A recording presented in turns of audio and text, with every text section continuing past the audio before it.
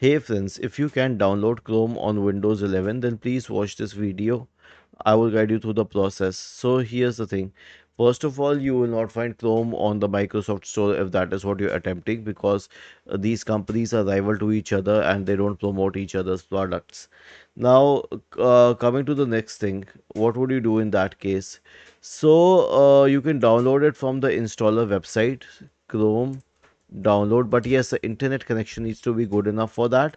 It's not a very heavy software, but the internet needs to be in working condition. And then click on download Chrome. Now if that doesn't work, then there may be two potential reasons behind it. So to isolate these, first of all, right click on the start button and select settings from the menu.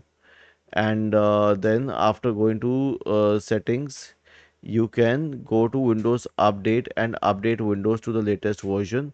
After that, go to the time and language tab, click on date and time, and then you can turn these three switches on and finally click on sync now.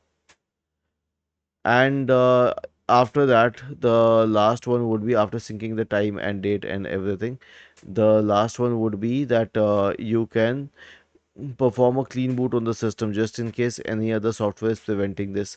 So search for system configuration in the Windows search bar, go to system configuration, go to the services tab, check the box associated with hide all Microsoft services. If any other service is checked, click on disable all, apply, OK, and then restart the computer. Was this helpful? If yes, then please subscribe to the channel. If not, then let us know in the comment section of the video on how we could help you further. Thank you for watching this video and have a nice day.